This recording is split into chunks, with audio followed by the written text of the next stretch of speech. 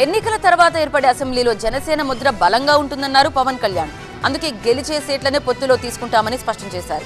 అయితే టీడీపీ జనసేన పొత్తు చర్చలు కొలికి వచ్చేలోపు ఎన్నికలు పూర్తయి తాము అధికారంలో కూడా వచ్చేస్తామని కౌంటర్ ఇస్తున్నారు వైసీపీ నేతలు. సీట్లు నిర్ణయించలేదు. ఏంటంటే ఏమేసినా జనసేన చాలా బలమైన పాదముద్ర వేస్తుంది అసెంబ్లీలో. దాంట్లో భాగంగానే ప్రతి సీటు కూడా గెలిచే సీట్ అవ్వాలి. ఎంతని కాదు ఎన్నని కాదు, గెలిచేది ప్రతిదీ కూడా తక్కువలో తక్కువ 98% స్ట్రైకింగ్ రేట్ ఉండాలి. దాంట్లో దిశగా కసరత్తు చేస్తూ ఉన్నాం.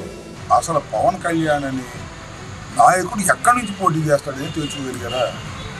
చంద్రబాబు నాయుడు గారు కుప్పంలోనే పోటీ చేస్తారా, మరొకటి పోటీ చేస్తారా తెలుసుకోగలిగారా? అది తేలేది కాదు, మునిగేది కాదు. ఈ లోపల మేము సిద్ధమయ్యాం.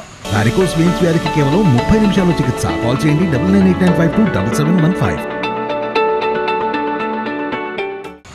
యుద్ధం కూడా అయిపోతుంది. వైఎస్ఆర్ కాంగ్రెస్ పార్టీ గెలిచి అధికారంలోకి వస్తుంది. సీట్ల కన్నా ముందు వీళ్ళు నోట్లు నేర్చుకోవాలి. పవన్ కళ్యాణ్ నమ్ముకున్న వాళ్ళు కుక్క తోక పట్టుకొని గోదావరి ఈదినట్టు అవుతుంది. ఏదైతే పవన్ కళ్యాణ్ గారు మొన్న 2 సీట్లు ప్రకటించినప్పుడు అరే కాపోడ్రా అని అనిపించినట్టు, మగాడ్రా అనిపించింది నాకు. ఎందుకంటే చంద్రబాబు నాయుడు మనతో చర్చించకుండా 2 సీట్లు అనౌన్స్ చేయడం ఏంటి, మనం కూడా 2 సీట్లు అనౌన్స్ చేద్దామని చెప్పి అనౌన్స్ చేసిన తర్వాత అనిపించింది నాకు.